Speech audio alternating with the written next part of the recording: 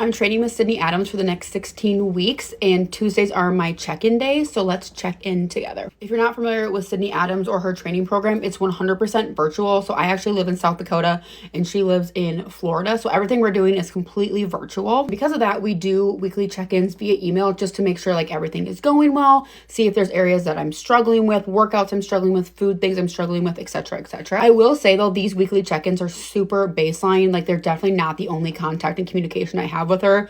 During my first week, I had a bunch of questions about workouts and like subbing some things based on injuries I've had. So you definitely have a ton of communication with her outside of this email. I would say this email is more just to like keep you accountable every week and like fully checking in. So she sends you 8 questions and you answer the same 8 questions every time and email them to her on your check-in day.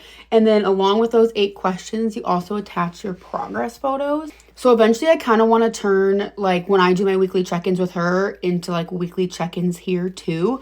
I'm just a little nervous to attach like progress photos to TikTok and have them live out on the internet quite yet. But I definitely want to go through and do like weekly check-ins with you guys too, just because I want to be like as realistic as possible. Like, I feel like some of the TikToks I make it look like it's super easy and that I'm not struggling with certain things. So just being like as open and honest with you guys as possible. Some of the biggest questions she asked are about like workouts, energy levels, and food. And I feel like this week was like really, I guess like this past week, so I'm looking back on week 1, did like a really good job with my food. But I feel like as we continue forward, like obviously that newness and that excitement of like starting a new plan definitely wears off. And like this week I'm already finding myself like wanting to cheat a little bit more. But then I took my progress photos and that really whipped me back into shape. But yeah, that's kind of how the communication and check-ins go with her. It's done via email. I know we might have like a Zoom or a Google Meet coming up too, which will be really, really cool.